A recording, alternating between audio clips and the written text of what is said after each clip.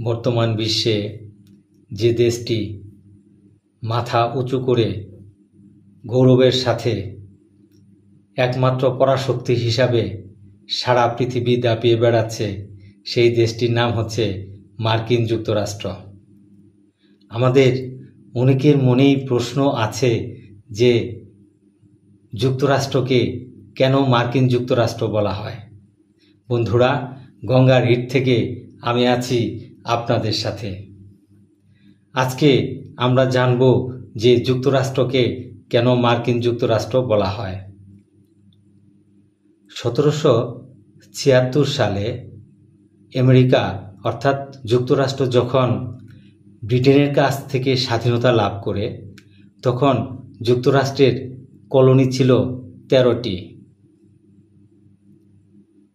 ওরা এটাকে বলতো ইউনাইটেড কলোনি।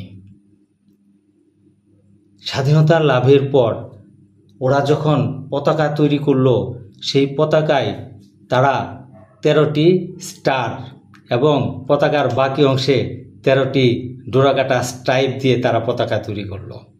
এই যে 13টি স্টার চিহ্ন ওরা দিল, এই স্টার চিহ্নকে ওরা বলতো মার্ক, এবং এই যে 13টি ডোরাকাটা দাগ অথবা স্ট্রাইপ, এগুলাকে বলতো ইন।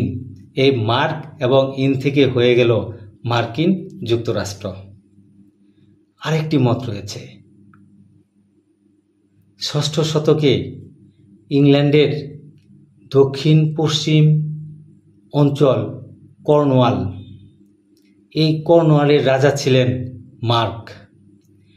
এই মার্কের উত্তরসূরিরা অর্থাৎ বংশধরেরা পরবর্তীতে আমেরিকা গিয়ে বসবাস শুরু করে, এবং ওরা আমেরিকাতে ওদেরকে মার্কের পুত্র বা মার্কের উত্তরসূরি হিসাবে পরিচয় দিতে খুবই গর্ববোধ করত, এবং ওরা বলতো যে আমরা মার্কিন যুক্তরাষ্ট্রে আছি। ওই মার্কের নামানুসারে দেশটির নাম হয়ে যায় মার্কিন যুক্তরাষ্ট্র।